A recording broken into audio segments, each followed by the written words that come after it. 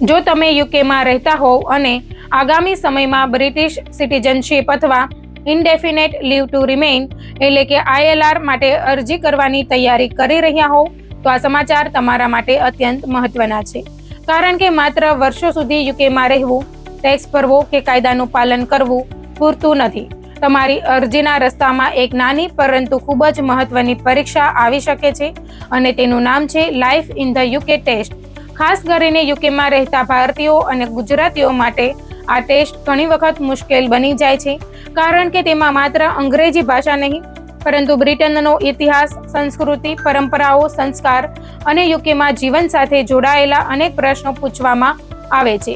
પરંતુ સૌથી મોટી વાત એ છે કે 2026માં આ ટેસ્ટને લઈને કયા નિયમો લાગુ છે, કોને ટેસ્ટ આપવો પડે છે, કોને છૂટ છે, ટેસ્ટ કેવી રીતે બુક કરવો, કેટલા પૈસા ચૂકવવાના છે, કેટલા પ્રશ્નોના જવાબ સાચા આપવા પડશે અને જો ટેસ્ટમાં નાપાસ થઈ જાઓ તો શું થશે. આ તમામ સવાલોના જવાબ આજે અમે તમને સરળ ગુજરાતી ભાષામાં આપીશું, એટલે આ માહિતી અંત સુધી ચોક્કસ સાંભળજો, કારણ કે અંતમાં એવી કેટલીક બાબતો પણ છે જે તમારી ILR અથવા સિટીઝનશીપની તૈયારીમાં સીધી અસર કરી શકે છે. સૌથી પહેલા સમજીએ કે life in the UK test આખરે શું છે. યુકેમાં કાયમી રીતે રહેવા માટે ILR અથવા બ્રિટિશ સિટીઝનશીપ માટે અરજી કરનારા ઘણા અરજદારો માટે આ test knowledge of life in the UK requirement પૂર્ણ કરવાનો મહત્વનો ભાગ છે. ટેસ્ટનો મુખ્ય હેતુ એ જાણવાનો છે કે યુકેમાં લાંબા સમયથી રહેવા જઈ રહેલી વ્યક્તિને બ્રિટિશ જીવન, ઇતિહાસ, પરંપરા અને સમાજ વિશે મૂળભૂત જાણકારી છે કે નહીં. અહીં ખાસ ધ્યાન આપવાની વાત એ છે કે ટેસ્ટમાં મનગમતા કોઈ પણ સવાલો પૂછવામાં આવતા નથી. પ્રશ્નો સત્તાવાર લાઈફ ઇન ધ યુકે હેન્ડબુકમાં આપવામાં આવેલી માહિતી પરથી આવે છે. એટલે જો તમે તૈયારી કરી રહ્યા હોવ તો સૌથી સુરક્ષિત રસ્તો એ છે કે અધિકૃત ગાઈડ ફોર ન્યૂ રેસિડેન્ટ્સને સારી રીતે વાંચો અને માત્ર સોશિયલ મીડિયા પર મળતા રેન્ડમ ક્વેશ્ચન્સ પર આધાર રાખશો નહીં. હવે વાત કરીએ કે કોને આ ટેસ્ટ આપવાની જરૂર નથી. જો તમારી ઉંમર 18 વર્ષથી ઓછી હોય તો તમને લાઈફ ઇન ધ યુકે ટેસ્ટમાંથી છૂટ છે. તેવી જ રીતે અરજી કરતી વખતે તમારી ઉંમર 65 વર્ષ કે તેથી વધુ હોય તો પણ knowledge of life in the UK રિક્વાયરમેન્ટમાંથી છૂટ મળે છે. પરંતુ અહીં યુકેમાં રહેતા આપણા ઘણા ભારતીય વડીલો માટે આ માહિતી ખાસ મહત્વની છે, કારણ કે ઉંમરની ગણતરી અરજીની તારીખે થાય છે. એટલે માત્ર થોડા મહિના પછી 65 વર્ષના થવાના હોવ તો નિયમો તમારી ચોક્કસ અરજીની તારીખ પ્રમાણે તપાસવા જરૂરી છે. ત્રીજી મહત્વની છૂટ એ છે કે જો તમે આ ટેસ્ટ અગાઉ પાસ કરી ચૂક્યા છો તો સામાન્ય રીતે ફરીથી life in the UK test આપવાની જરૂર પડતી નથી. ઉદાહરણ તરીકે તમે ILR મેળવતી વખતે ટેસ્ટ પાસ કરી ચૂક્યા છો અને પછી બ્રિટિશ સિટીઝનશીપ માટે અરજી કરી રહ્યા છો તો એ અગાઉનો પાસ થયેલો ટેસ્ટ ફરી આપવાનો નથી. હવે આવે છે સૌથી સંવેદનશીલ મુદ્દો, એટલે લાંબા સમયથી ચાલતી શારીરિક અથવા માનસિક સ્થિતિ. જો કોઈ વ્યક્તિની લોંગ ટર્મ ફિઝિકલ અથવા મેન્ટલ કન્ડિશન એવી હોય કે જેના કારણે તે આ રિક્વાયરમેન્ટ પૂરી કરી શકતી ન હોય તો એક્ઝમ્પશન મળી શકે છે. પરંતુ માત્ર બીમાર હોવું એટલે આપમેળે એક્ઝમ્પશન મળી જાય એવું નથી. યોગ્ય મેડિકલ એવિડન્સ જરૂરી હોઈ શકે છે અને અધિકૃત પ્રક્રિયા મુજબ ડોક્ટર અથવા મેડિકલ પ્રોફેશનલ્સ પાસેથી સપોર્ટિંગ એવિડન્સ આપવું પડે છે. એટલે જો કોઈ ગુજરાતી પરિવારની આવી સ્થિતિ હોય તો પોતાની રીતે ટેસ્ટ સ્કીપ કરવાના બદલે પહેલા અધિકૃત નિયમો પ્રમાણે એક્ઝમ્પશનની પ્રક્રિયા સમજવી ખૂબ જરૂરી છે. હવે માની લો કે તમારે ટેસ્ટ આપવાનો છે તો આગળનું પગલું શું છે? અહીં પણ સાવધાન રહેવાની જરૂર છે. Life in the UK test માત્ર અધિકૃત ગવર્મેન્ટ બુકિંગ સર્વિસ મારફતે જ બુક કરવો જોઈએ. હાલમાં ટેસ્ટની ફી £50 છે અને ટેસ્ટ ઓછામાં ઓછા 3 દિવસ અગાઉ ઓનલાઈન બુક કરવો પડે છે. સમગ્ર યુકેમાં 30 થી વધુ ટેસ્ટ સેન્ટર્સ ઉપલબ્ધ છે અને બુકિંગ કરતી વખતે તમે ઉપલબ્ધ સેન્ટરમાંથી પસંદગી કરી શકો છો. બુકિંગ માટે સામાન્ય રીતે તમારું ઈમેલ એડ્રેસ, ડેબિટ અથવા ક્રેડિટ કાર્ડ અને એક્સેપ્ટેડ આઈડીની જરૂર પડે છે. સૌથી મહત્વની બાબત એ છે કે બુકિંગ વખતે આપેલું તમારું નામ અને આઈડી પરનું નામ એકદમ મેચ થવું જોઈએ. નામમાં સ્પેલિંગનો નાનો ફરક પણ મુશ્કેલી ઊભી કરી શકે છે. તેથી ભારતીયો અને ગુજરાતીઓએ ખાસ કરીને પાસપોર્ટ, ઇમિગ્રેશન રેકોર્ડ અને બુકિંગ ડિટેલ્સ દાખલ કરતી વખતે ખૂબ ધ્યાન રાખવું જોઈએ. હવે 2026માં એક વધુ મહત્વનો ફેરફાર જે ઘણા ભારતીયો માટે ખાસ ઉપયોગી તે છે ઈ વિઝા. જો તમારી પાસે ઈ વિઝા છે તો તમારી ઓળખ સાબિત કરવા માટે UKVI એકાઉન્ટમાંથી શેર કોડનો ઉપયોગ કરી શકાય છે. એટલે દરેક વ્યક્તિએ જૂના ફિઝિકલ ઇમિગ્રેશન ડોક્યુમેન્ટ્સ પર જ આધાર રાખવો જરૂરી નથી. જો કે જો તમારી પાસે ઈ-વિઝા એક્સેસમાં સમસ્યા હોય તો તમારી સ્થિતિ પ્રમાણે અન્ય એક્સેપ્ટેડ આઈડેન્ટિફિકેશન ડોક્યુમેન્ટ્સ લાગુ પડી શકે છે.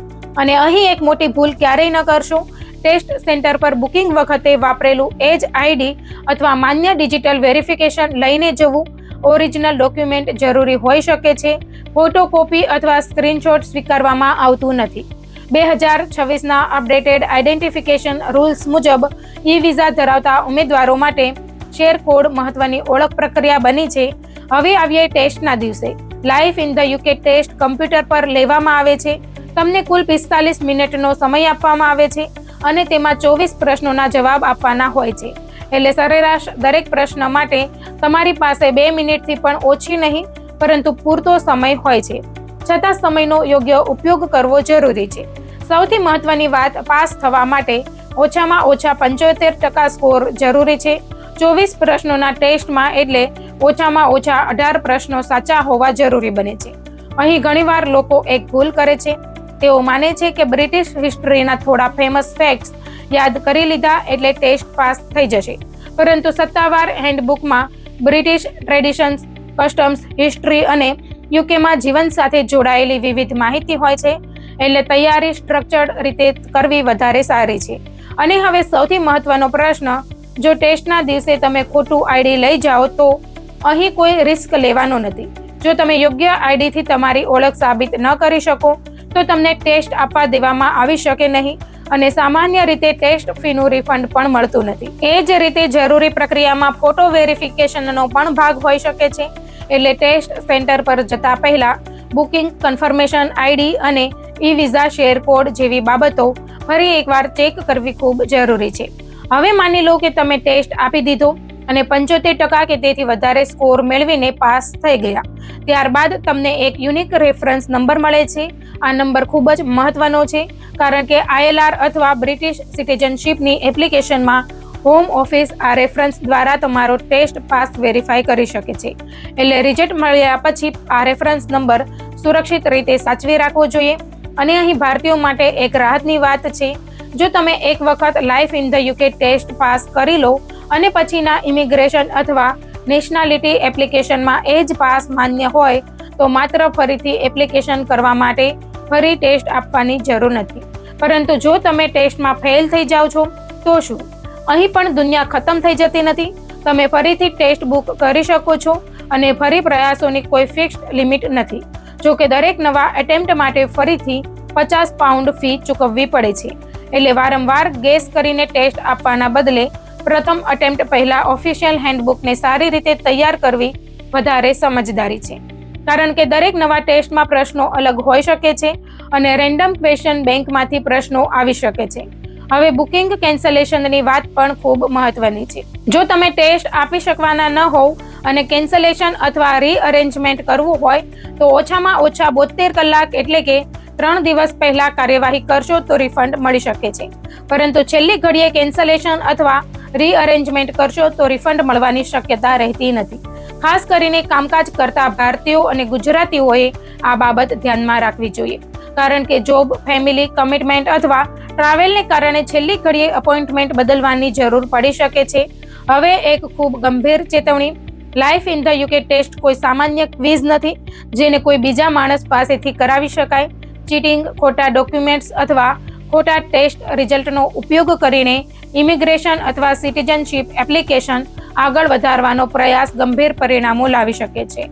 હોમ ઓફિસની ગાઈડન્સ મુજબ ટેસ્ટ સેન્ટર સ્ટાફ ચીટિંગ અથવા ફોલ્સ રિઝલ્ટ્સ મેળવવાના પ્રયાસોની જાણ કરી શકે છે અને આવી બાબતમાં પ્રોસિક્યુશન પણ થઈ શકે છે. એટલે કોઈ એજન્ટ તમને એવું કહે કે પૈસા આપો અને ટેસ્ટ પાસ કરાવી દઈશું અથવા ફેક રિઝલ્ટ આપીશું તો આવી લાલચથી દૂર રહેજો. થોડા પૈસા બચાવવાના ચક્કરમાં તમારી ILR અથવા બ્રિટિશ સિટીઝનશીપની આખી પ્રક્રિયા જોખમમાં પડી શકે છે. હવે સૌથી છેલ્લે વાત કરીએ 2026ની સ્થિતિની. લાઈફ ઇન ધ યુકે ટેસ્ટને લઈને ભવિષ્યમાં પોલિસી રિવ્યૂ અથવા ચેન્જીસની ચર્ચા થઈ શકે છે. પરંતુ જ્યાં સુધી સરકાર તરફથી કોઈ નવો નિયમ સત્તાવાર રીતે અમલમાં આવ્યો નથી ત્યાં સુધી ઉમેદવારોએ હાલમાં લાગુ સત્તાવાર નિયમો અને હેન્ડબુક પ્રમાણે જ તૈયારી કરવી જોઈએ. એટલે વોટ્સઅપ, ફેસબુક અથવા યુટ્યુબ પર આવતીકાલથી ટેસ્ટ બદલાઈ રહ્યો છે જેવી અફવાઓ જોઈને તરત નિર્ણય ન લો. યુકેમાં રહેતા ભારતીયો અને ખાસ કરીને ગુજરાતી પરિવારો માટે સૌથી સુરક્ષિત રસ્તો છે gov.uk ની સત્તાવાર માહિતી તપાસો, ઓફિશિયલ હેન્ડબુકથી તૈયારી કરો, સમયસર £50ની બુકિંગ કરો, આઈડી ડિટેલ પરફેક્ટલી મેચ કરો અને ટેસ્ટ ડે પહેલા તમામ ડોક્યુમેન્ટ્સ ચેક કરો. કારણ કે ILR અથવા બ્રિટિશ સિટીઝનશીપ સુધી પહોંચવાની આખી લાંબી જર્નીમાં life in the UK test કદાચ નાનો તબક્કો લાગે, પરંતુ આ નાનો તબક્કો ખોટી રીતે હેન્ડલ થયો તો તમારી એપ્લિકેશનની તૈયારીમાં અનાવશ્યક મુશ્કેલી ઊભી થઈ શકે છે. તેથી જો તમે અથવા તમારા પરિવારનો કોઈ સભ્ય આગામી સમયમાં ILR અથવા બ્રિટિશ સિટીઝનશીપ માટે અરજી કરવાનું વિચારી રહ્યા હોય તો આ માહિતી સાચવી રાખજો, કારણ કે નિયમો સમજવામાં આવેલી એક નાની ભૂલ પણ સમય અને પૈસા બંને બગાડી શકે છે. અને સૌથી મહત્વની વાત, ટેસ્ટથી ડરવાની જરૂર નથી. સત્તાવાર પુસ્તકને સમજપૂર્વક વાંચો, મોક ક્વેશ્ચનથી પ્રેક્ટિસ કરો અને છેલ્લી ઘડીએ નહીં પરંતુ પૂરતા સમય પહેલા તૈયારી શરૂ કરો, કારણ કે સાચી તૈયારી સાથે life in the UK test pass કરવું ચોક્કસ શક્ય છે.